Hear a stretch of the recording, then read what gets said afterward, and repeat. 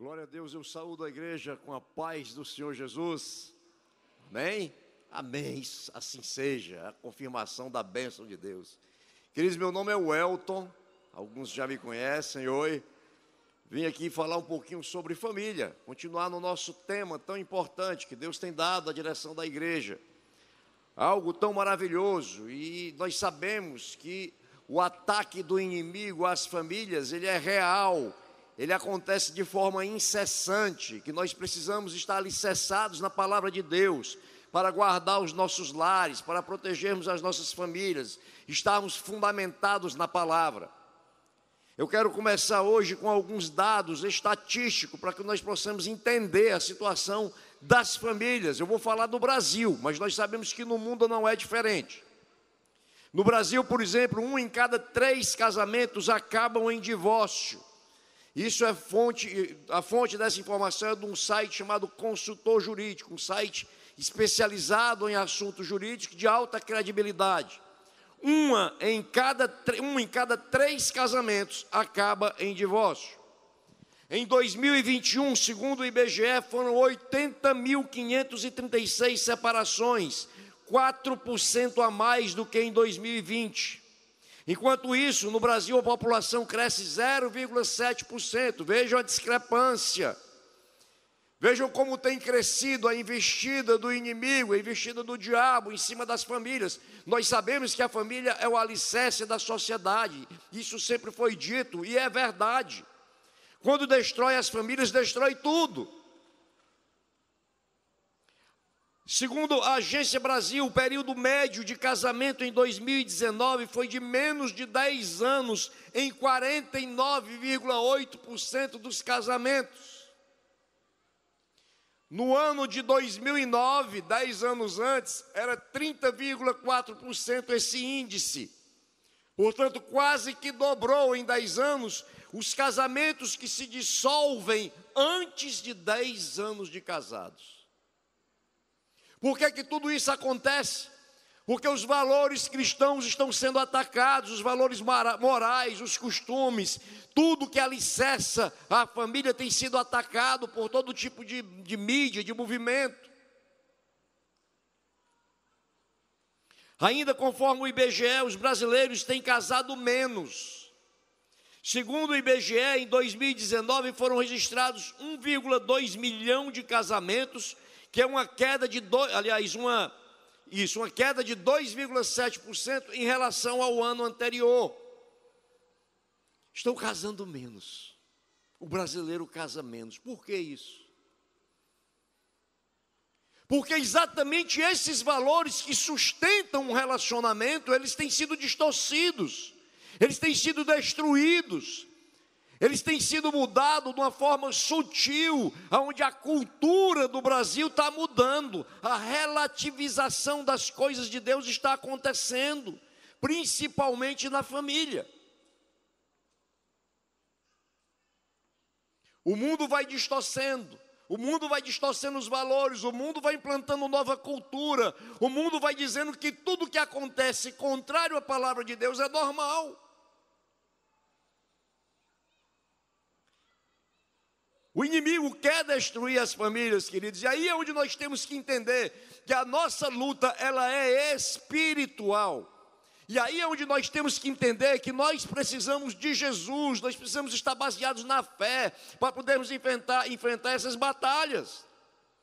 Não é com a nossa força, com a força do nosso braço, não é com a nossa musculatura, não é com treinamento em artes marciais, porque a luta é espiritual. O apóstolo Paulo, escrevendo aos Efésios, já havia dito isso: a nossa luta não é contra a carne, não é contra o sangue, mas contra os principados, contra as potestades, contra os poderes espirituais da maldade. E como que nós podemos estar preparados para essa luta se nós não nos alimentarmos da palavra de Deus? Como que nós podemos estar preparados para essa luta se nós não oramos?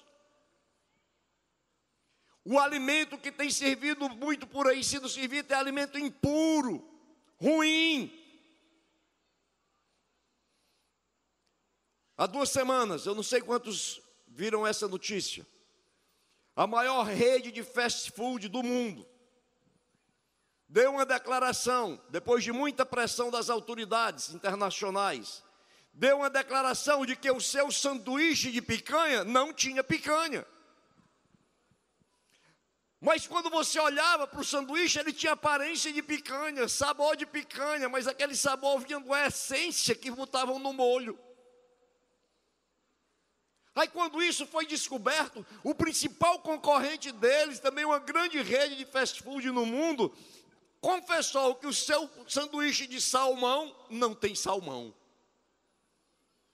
Cara de salmão, cheiro de salmão, sabor de salmão, mas não é salmão.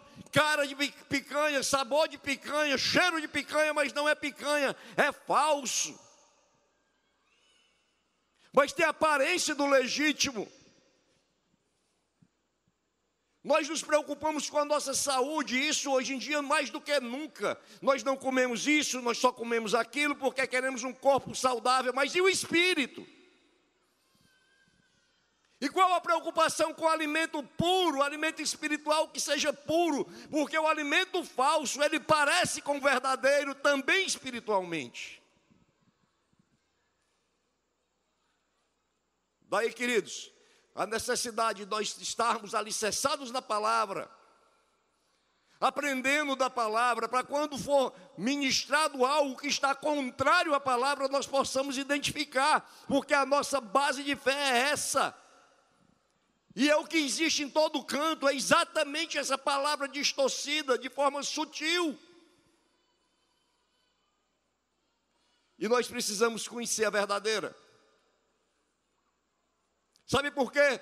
Porque se você estiver no lugar, mesmo aqui na IBC, aonde aqui nesse púlpito, eu ou qualquer pastor, ou qualquer outro irmão estiver pregando a palavra, que não seja conforme a palavra de Deus, fuja daqui.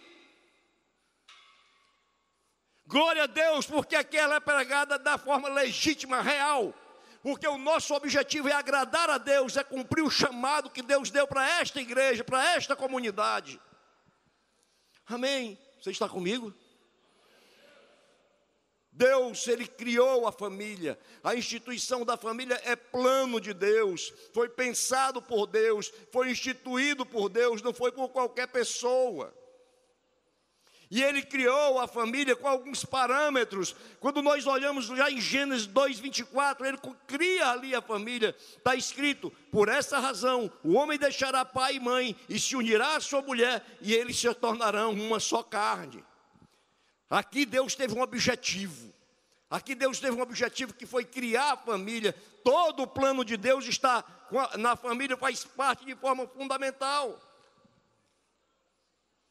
Deus os abençoou e lhes disse, Gênesis 1:28, sejam férteis e multipliquem-se, encham e subjuguem a terra, dominem sobre os peixes do mar, sobre as aves do céu, sobre todos os animais que se movem pela terra. Essa foi a ordem de Deus, crescer e multiplicar.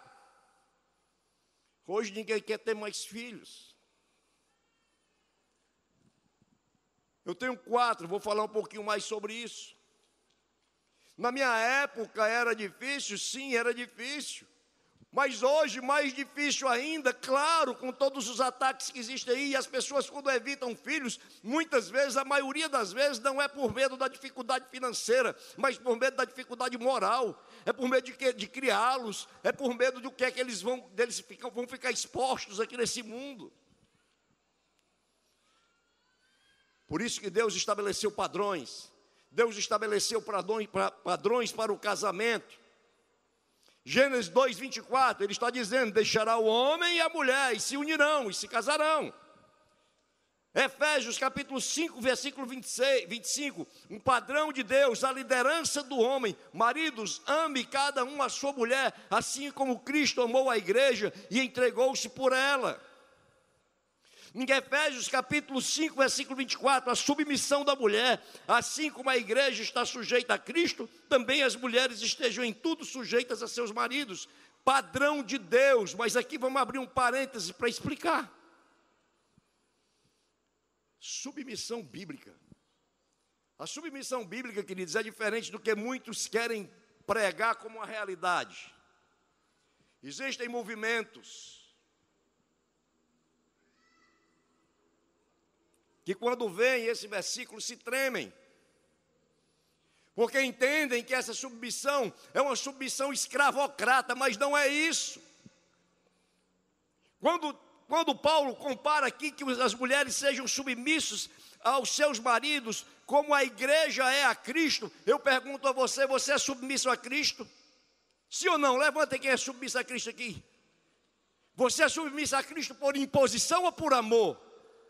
Por amor, claro. Você é submisso a Cristo, mulher, igreja, porque Cristo te amou, deu a vida por você. Ele deu a vida pela igreja. Ele dá um amor que ninguém tem igual. Ele transborda em você de paz, de amor, de suprimento. E a igreja se submete a Ele por gratidão, por amor e por prazer. Da mesma forma no relacionamento marido e mulher. O marido tem que amar a mulher como Cristo amou a igreja, dando a sua vida por ela. E da mesma forma como isso acontece, ela vai amá-lo com o mesmo sentimento que a igreja ama a Cristo. Amém? Está escrito na palavra. 1 Pedro 3,7, do mesmo modo, vocês, maridos, sejam sábios no convívio com suas mulheres, tratem-nas com honra, como parte mais frágil e co-herdeiras do dom da graça da vida, de forma que não sejam interrompidas as suas orações. Olha aí, marido. Se você não trata a mulher dessa forma, até sua oração é interrompida. Submissão que a Bíblia fala, quem deu o maior exemplo disso foi o próprio Senhor Jesus, porque a submissão bíblica é aquela onde a autoridade ela serve aquela pessoa que está abaixo dela. Jesus lavou os pés dos seus discípulos, ele deu um exemplo de submissão, ele deu um exemplo de humildade. Ali, o que é que ele fez ali? Ele mostrou que a autoridade, quando ela é exercida, é em prol dos outros. Marido, a sua autoridade é em prol da sua esposa. Aleluia. Deus ordenou que cuidassem da sua família, porque quem não cuida da sua família negou a fé. 1 Timóteo capítulo 5, versículo 8. Se alguém não cuida de seus parentes, e especialmente dos de sua família, negou a fé e é pior do que um descrente. Padrão de Deus. Efésios capítulo 4, versículo 32, sejam bondosos e compassivos uns para com os outros, perdoando-se mutuamente, assim como Deus perdoou vocês em Cristo. E aqui eu quero mais uma vez chamar a atenção sobre o perdão, queridos. Já disse aqui em outras ocasiões, perdão não é sentimento, e sim decisão. Você decide perdoar, você decide amar, você age. Ah, mas eu não estou sentindo no coração de perdoar meu esposo, eu não estou sentindo no coração de perdoar minha esposa, meu filho, meu pai, minha mãe, meu amigo, meu irmão. Você não tem que sentir nada, querido, você tem que decidir. Amém? Você decide, olha, quando eu olho para ele, o que o meu coração quer mesmo é que eu vá lá trucidá-lo. Mas eu vou amá-lo, eu decido perdoá-lo, e você está perdoado, meu amor, em nome de Jesus. E quando você faz isso, o seu coração é tratado, e aquele sentimento que você buscou para perdoar vai surgir agora, depois que você agiu. Você está comigo?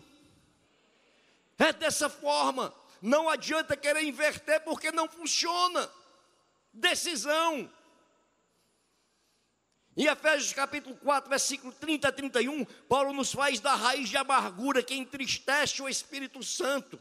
E ele diz assim, olha, o Espírito Santo habita em vocês, a raiz de amargura, ela entristece, a amargura entristece o Espírito.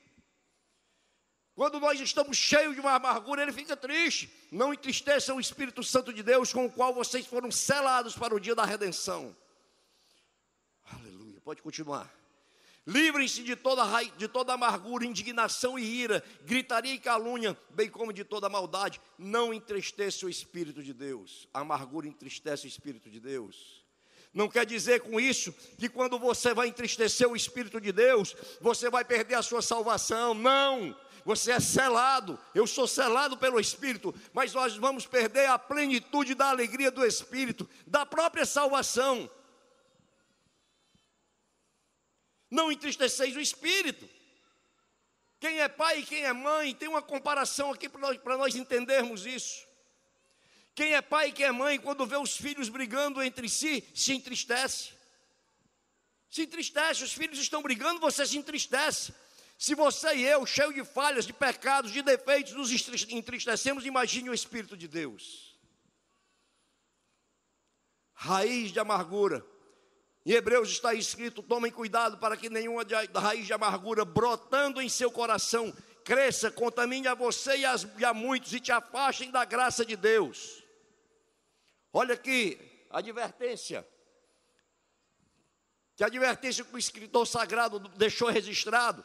A raiz de amargura, quando ela brota, se você não cuidar, ela cresce, contamina você, contamina os outros, te torna uma pessoa amarga e te afasta da graça de Deus, das bênçãos de Deus. Eu vi uma estatística que a amargura, um coração amargo é responsável por boa quantidade dos cânceres.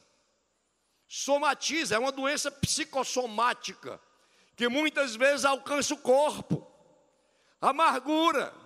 Por isso que Deus alerta tanto sobre isso. Cuidado com a amargura no seu coração, não deixa que ela exista, não deixa que ela cresça. Dentro do padrão de Deus para a família, Ele também ordenou que os filhos são heranças do Senhor. Salmo 127, versículo 3 a 5.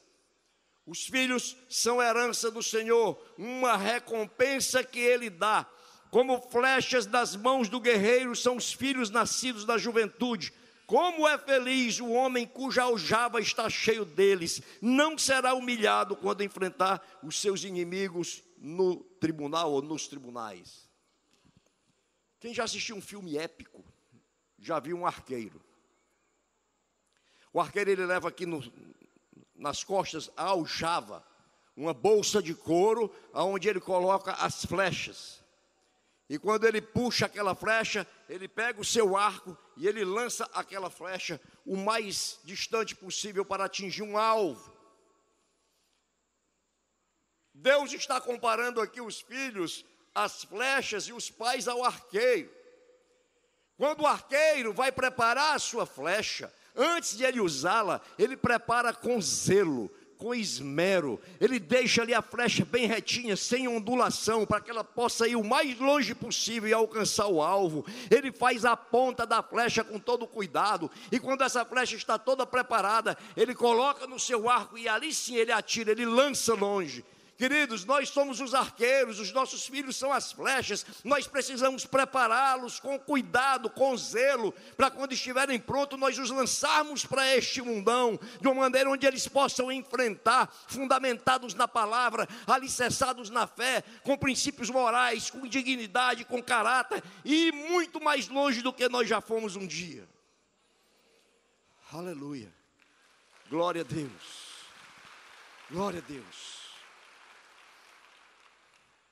Deus ordenou que os pais cuidassem dos filhos que são sua herança, instruindo-os, ensinando-os, não irritando-os. Os pais devem ser exemplos. Provérbios, versículo 22, versículo 6, capítulo 22, versículo 6. Instrua a criança segundo os objetivos que você tem para ela. Em outras versões, segundo os caminhos que deve andar, e o passar dos anos não se desviará deles. Deuteronômio 6, versículos 6 e 7. Que todas essas palavras que hoje lhe ordeno estejam em seu coração. Ensine-as com persistência a seus filhos. Converse sobre elas quando estiver sentado em casa, quando estiver andando pelo caminho, quando se deitar e se levantar. Efésios 6,4. Pais, não irritem seus filhos, antes criem-nos segundo a instrução e o conselho do Senhor. Instrua a criança. Eu tenho visto nos últimos anos os pais se deixarem conduzir por filhos menores. Filhos de 10 anos, 11 anos, 12 anos, é quem diz assim: olha papai, eu não quero estar nessa igreja, eu quero ir para outra que eu fui visitar ali e achei o maior barato. E o pai é conduzido por essa criança. Como que pode? Você, papai, a responsabilidade é sua. Você é quem conduz a sua família para onde ela deve ir, não uma criança de 10, 12 anos, 13 anos. Meus filhos, quando eram pequenos, eu e minha esposa, essa mulher linda que está bem ali, ó, Cecília, faça assim, minha filha, faça. Faça assim, ó. Amém. Esposa que Deus me deu e que eu amo cada vez mais. Quando os nossos filhos eram pequenos, que nós íamos para a igreja, muitas vezes eles queriam dizer, não, eu não vou. Na idadezinha de adolescente ali, 9, 10, 11, 12 anos, não vou. Vai sim. Vai sim. Eu não quero, mas vai sem querer. E nós fomos radicais nisso, e a minha esposa mais radical ainda, e glória a Deus por isso. E eles iam para a igreja, e muitas vezes ela me cutucava aqui e dizia assim, olha a cara deles aí, emburrada, sérios, com raiva. Mas a palavra de Deus estava sendo pregada, entrando na sua mente e no seu coração, e ela não volta vazia.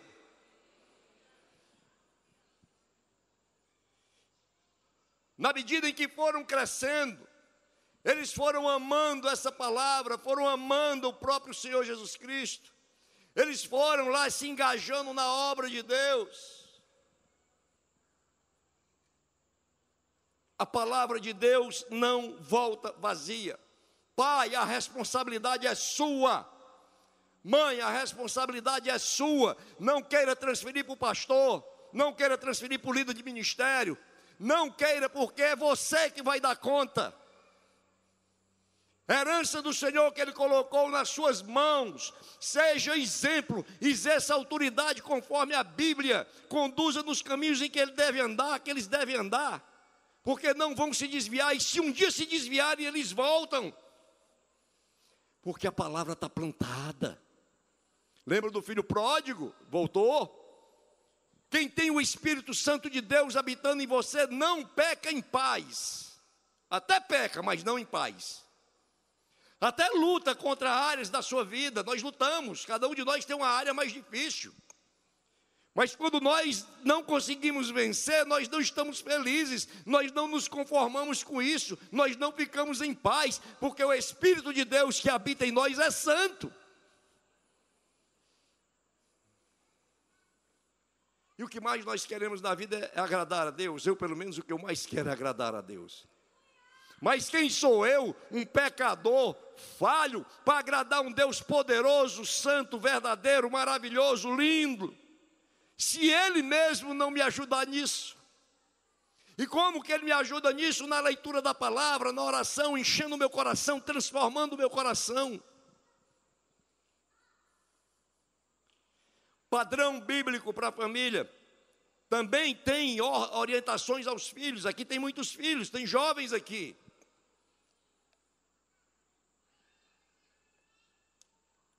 Efésios 6:1. Filhos, obedeçam a seus pais no Senhor, pois isso é justo. Quando Paulo escreveu essa carta, os filhos estavam presentes na congregação. Vale tudo que eu acabei de falar agora. Os filhos têm que estar lá, estavam lá. Hoje, como está diferente, queridos? Os jovens não vêm mais, e o pai se conforma. Não, tudo bem, não. Você é pai, você é mãe, exerce a sua autoridade. Vai sem querer. Quando atingir a maioridade, você resolve o que é que você quer. Mas até lá, a responsabilidade é minha, eu dizia a minha esposa também. Até lá você vai. Como as coisas mudaram. Quantas vezes eu vi pessoas saindo da igreja, mudando de igreja, por conta do desejo de filhos com 10 anos de idade, 11 anos de idade, direcionando para onde a família ia. Filhos, escutem seus pais, Provérbios 1, 8 e 9, ouça, meu filho, a instrução do seu pai, e não despreze o ensino de sua mãe, eles serão um enfeite para a sua cabeça, um adorno para o seu pescoço. Ouçam, filhos, ninguém ama vocês mais do que seus pais, a não ser Deus.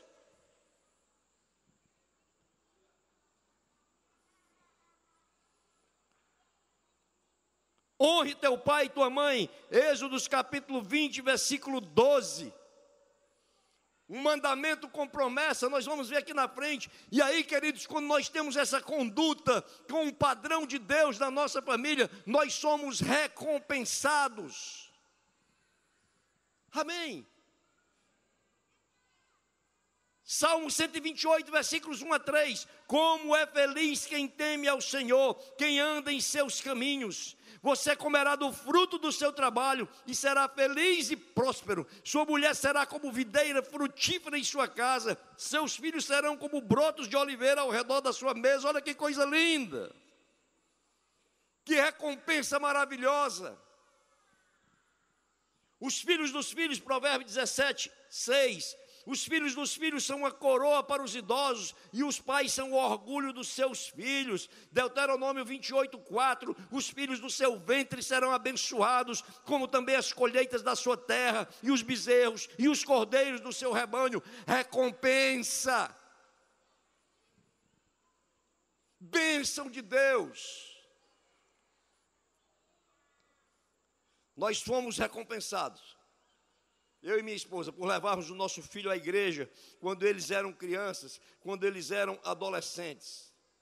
Como eu disse, passaram a amar Jesus, começaram a participar dos ministérios dentro da igreja. Aliás, eu quero só abrir um parêntese, vai ter aqui uma conferência Soma, onde você, jovem, deve fazer sua inscrição. Lá você vai descobrir o seu talento, o seu dom, para poder servir na igreja também. E servir a Deus é privilégio, é bênção.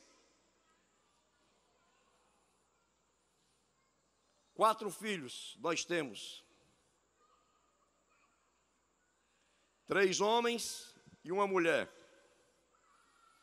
Foram crescendo, ficaram jovens.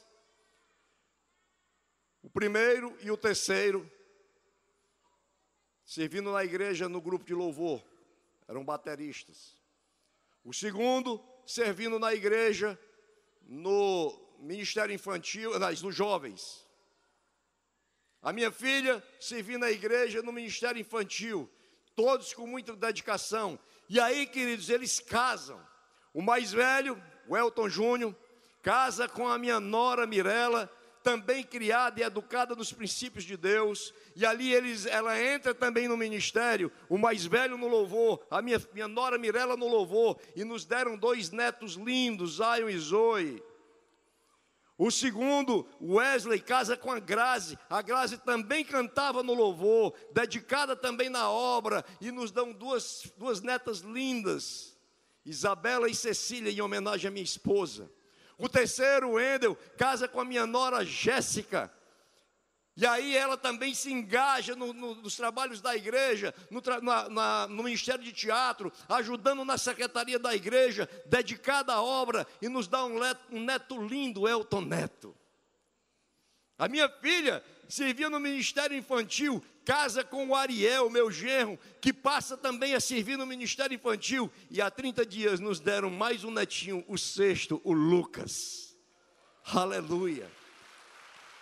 Está aqui minha família, vai aparecer aqui, olha, vai aparecer aqui a foto deles, bênção que Deus nos deu, glória a Deus por isso. E também alguns estão presentes aqui, levante aí meus filhos que estiverem aqui hoje, levanta, para a glória de Deus.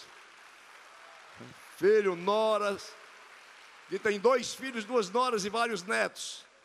O outro não mora em Fortaleza, não está aqui por isso. E a minha filha não está aqui também porque descansou há poucos dias, está cuidando do Lucas. Está aqui. Bênção de Deus. Glória a Deus por isso. É uma família perfeita? Não! Não pode ter ninguém perfeito, um crente é perfeito nesse mundo. Mas é uma família alicerçada na palavra, a despeito de todas as suas dificuldades e suas lutas, onde o amor prevalece, o amor fala mais alto. A Bíblia diz que a vereda do justo é como a luz da aurora, onde vai brilhando mais e mais até ser dia perfeito. Nós não seremos perfeitos até sermos transformados na glória, mas a cada dia até lá, nós vamos crescendo. O Elton hoje tem que ser melhor do que o de ontem, o de amanhã tem que ser melhor do que o de hoje, o de depois de amanhã tem que ser melhor do que o de amanhã, e assim nós vamos caminhando. O dia quando você acorda 4 horas da manhã, por exemplo, está escuro. O tempo vai passando, 5 horas começa a clarear, 6 horas está claro, e à medida que o tempo passa, meio-dia, claridade completa. A vereda do justo é como a luz da aurora, vai brilhando, brilhando, brilhando até ser dia perfeito. Amém? Você está comigo? Glória a Deus.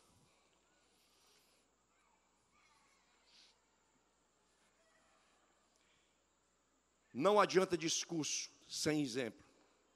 Papai e mamãe, vocês são exemplo.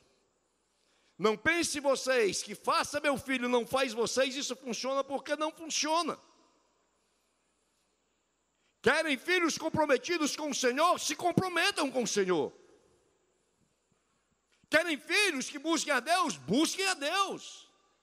Se capacitem para isso, porque cada dia você vai precisar mais ainda, você e eu. Fizemos a nossa parte, educamos os nossos filhos, ensinamos os caminhos, agora a responsabilidade é deles para com os nossos netos. Filhos que estão aqui presentes, Deus prometeu recompensas a vocês. Êxodos 20, 12.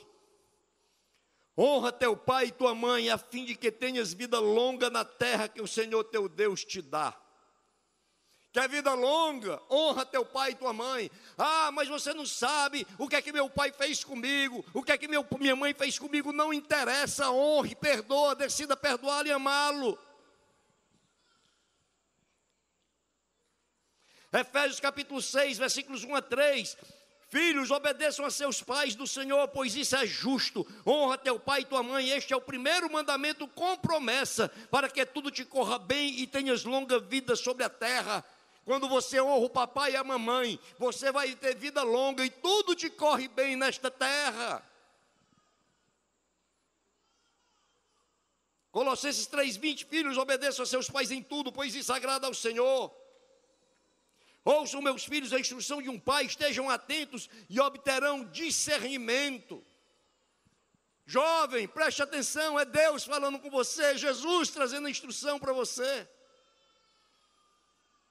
Uma grande família não é necessariamente uma família grande. Existem famílias grandes que não são grandes famílias, assim como existem famílias pequenas que são grandes famílias. O que define o tamanho da família não é a quantidade de membros, mas o compromisso com Deus.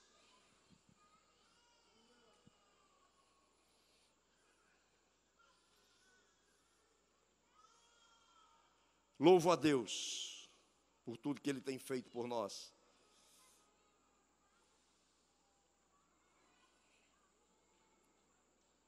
Satanás tem tentado destruir as famílias desde o começo do mundo. Desde que o mundo é mundo, Satanás tem tentado destruir. E cada vez mais a voracidade para isso vai aumentar. Sabe por quê? Porque nós estamos começando a viver os últimos dias. Você está comigo? Amém? Isso é verdade.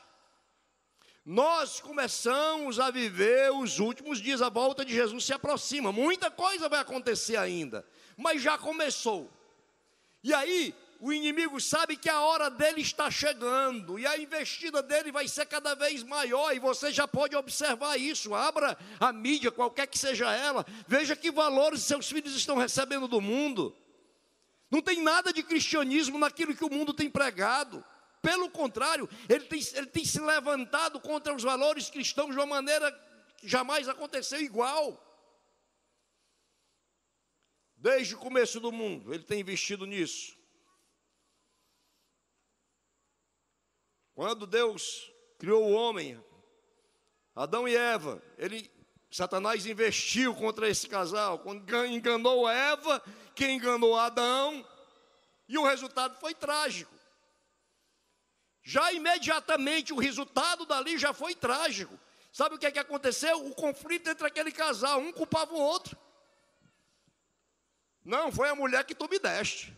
Eu não, mulher que tu me deste. Não, foi o marido. Assuma a responsabilidade. Assuma a responsabilidade dos erros. Se arrependa diante de Deus, peça perdão.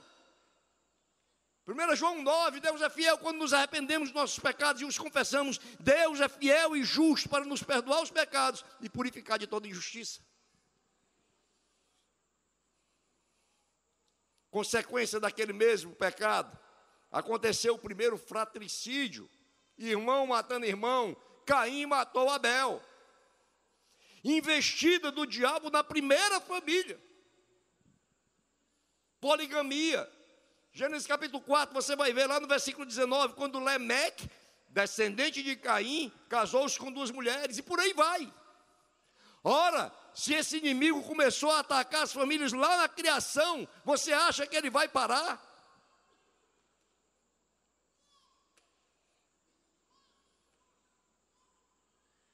Talvez você esteja sofrendo esse tipo de ataque na sua família. E muitas vezes você diz assim: olha, no meu caso eu não sei mais o que fazer. Eu acho que não tem jeito. Tem jeito sim. Eu estou falando aqui de um Jesus poderoso, para quem não há nada impossível, que cura, salva, liberta e transforma. Vimos aqui o testemunho do Bezerra, os trabalhos que ele faz nos presídios. Deus transformando corações ali, convertendo os homens ali. Há pouco aqui, antes de começar o culto, eu tive o prazer de conversar com um irmão que é do Grão, me contando a história dele, como Deus está transformando a vida dele, porque para Deus não é impossível. Aleluia. Davi passou por uma situação extrema, queridos. Eu não pedi o versículo para colocar aí, mas eu vou ler. 1 Samuel capítulo 30, versículos 1 a 6. Quando Davi e seus soldados chegaram a Ziclag, no 3º dia, os amalequitas tinham atacado Neguebe e Ziclag e haviam incendiado a cidade. Levaram como prisioneiros todos os que estavam lá, as mulheres, os jovens e os idosos. A ninguém mataram, mas os levaram consigo quando prosseguiram seu caminho. Ao chegarem a Ziclag, Davi e seus soldados encontraram a cidade destruída pelo fogo e viram que suas mulheres, filhos e filhas haviam sido levados como prisioneiros. Então Davi e seus soldados choraram em alta voz até não terem mais forças. As 2 mulheres de Davi também tinham sido levadas, Ainoã de Jezreel e Abigail de Carmelo, que fora mulher de Nabal. Davi ficou profundamente angustiado, pois os homens falavam em apedrejá-lo. Todos estavam amargurados por causa de seus filhos e suas filhas. Davi, porém, fortaleceu-se no Senhor. Aleluia. Chorou até não ter mais lágrimas. Você pode imaginar isso? O inimigo havia levado suas 2 esposas, seus filhos, haviam levado todas as mulheres, todas as crianças, todos os idosos da cidade. Aos olhos humanos, aquilo ali era destruição total, não teria mais jeito. Mas Davi, ele orou ao Senhor, ele fortaleceu-se no Senhor. E se você continuar lendo, você vai ver que Deus diz: vai lá, Davi, pega a tua família de volta. Não desista dela, vá lá, vá buscar, e Davi vai e traz tudo de volta. Talvez você esteja passando por uma luta dessa, como Davi enfrentou. Não desista da sua família, meu querido. Não desista da sua família, minha querida.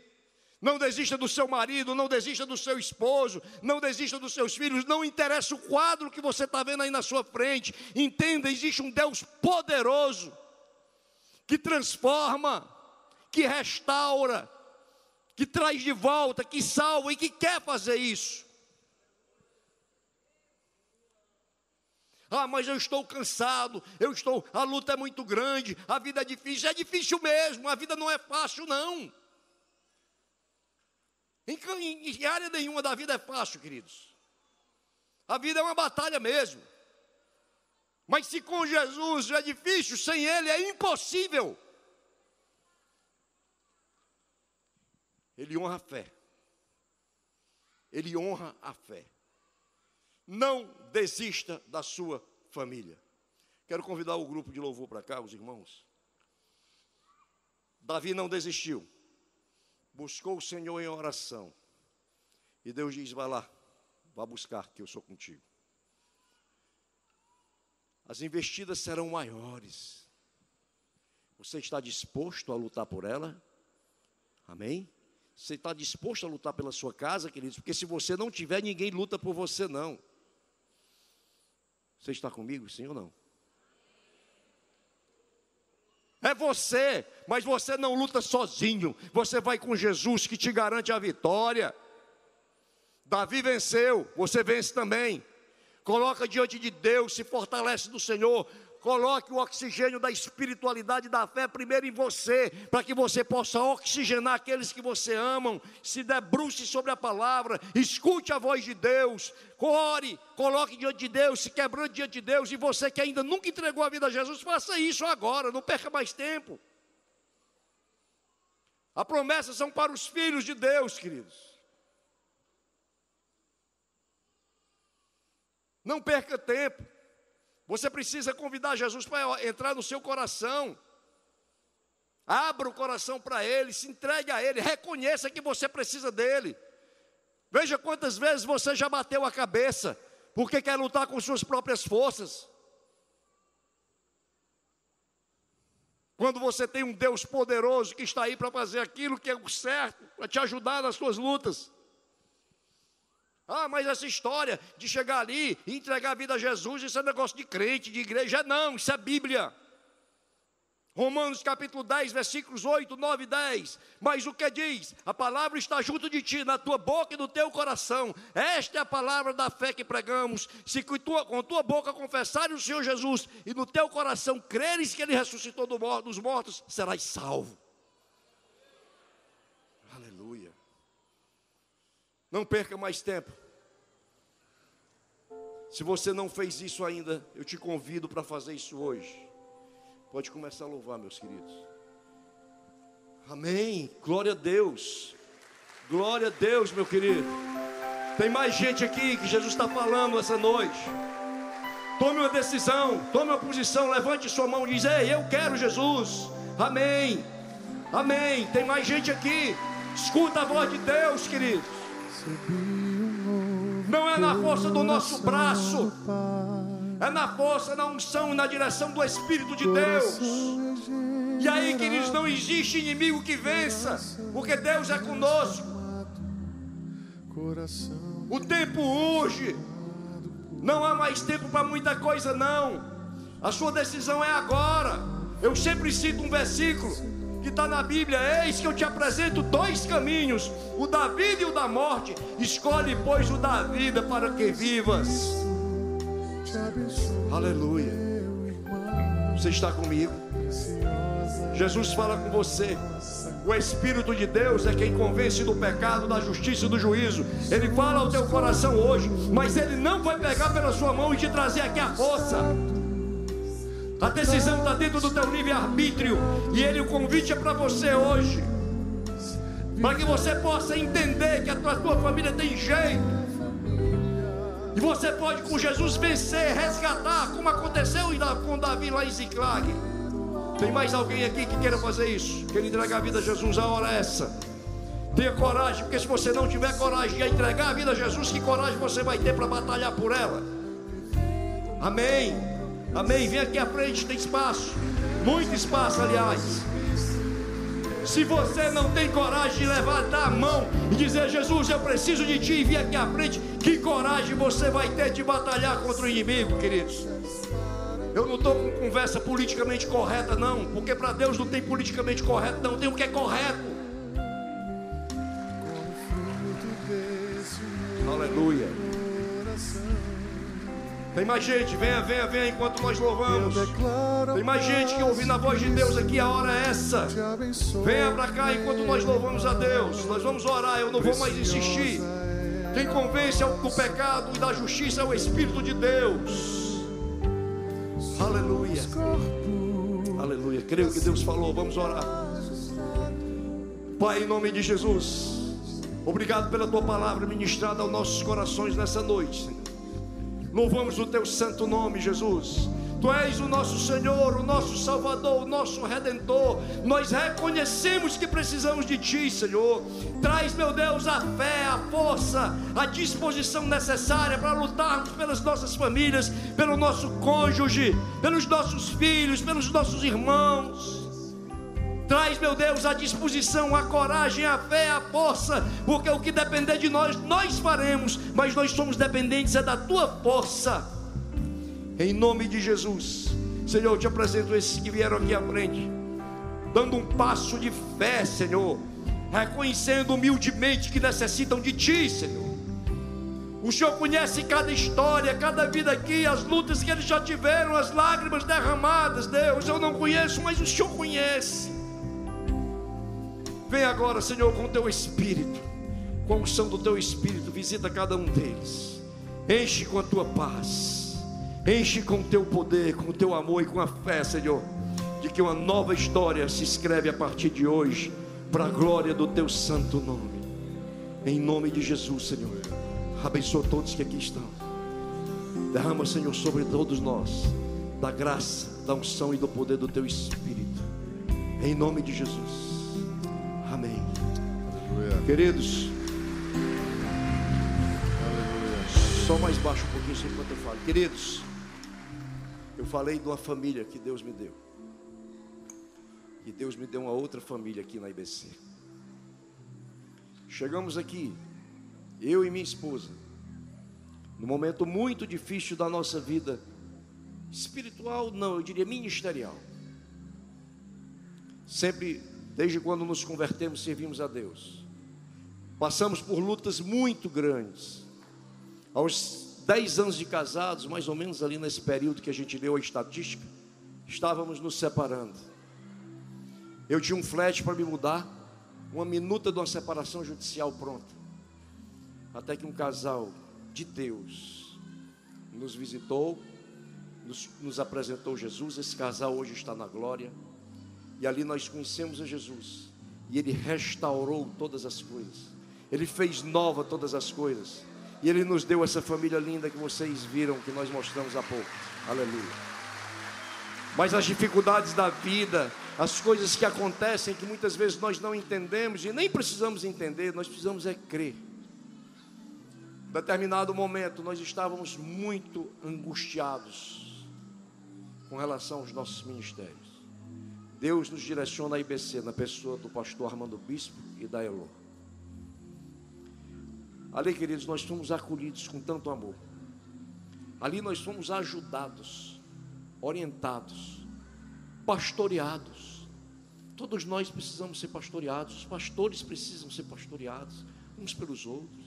Eles também precisam, e são. E aí nós conhecemos essa família linda que é a IBC Fortaleza, aonde o amor de Deus transborda, aonde existe uma pregação da palavra de forma honesta, sincera, reta, aonde existem pastores, líderes íntegros. Eu tenho convivido com esses homens nos últimos anos, íntegros, integridade rara, principalmente no meio eclesiástico, mas que acontece, tem muitos assim. E eu quero propor que nós terminemos esse culto nessa noite de uma maneira diferente. Nós vamos louvar esse hino que meus irmãos há pouco estavam louvando. Uma família. Nós somos uma família de Jesus. Aqui nessa tenda, queridos, existe uma pequena parcela de uma família que está no mundo inteiro. E como família nós temos que nos conhecer, que nos amar, que abençoar uns aos outros, que chorar juntos, que nos alegrarmos juntos. E muitas vezes nós não conhecemos quem está do nosso lado. Muitas vezes, todas as noites, nós sentamos ao lado de alguém e não sabemos o nome. Não nos levantamos nem para cumprimentar, dizer: meu irmão, Deus te abençoe. E eu não conheço família assim. A família, ela tem que se amar, se conhecer. Ela tem que crescer no conhecimento entre eles, do amor, na ajuda, na admoestação, muitas vezes repreendendo, porque quem ama repreende, mas outras vezes encorajando. Nós vamos concluir. Os irmãos vão cantar que nós somos uma família. Mas saia do seu lugar e cumprimente um irmão. Abençoe a vida dele, queridos. Vamos mostrar que somos uma família. Vamos mostrar no mundo espiritual e a nós mesmos que somos uma família. Saia do seu lugar, mas eu fico encabulado. Não fique não, quebre essa barreira. Timidez é uma barreira que você quebra na primeira vez que você se levanta e faz. Nunca mais você vai ficar tímido. Faça isso em nome de Jesus. Vamos louvar, que Deus nos abençoe em nome de Jesus. Aleluia.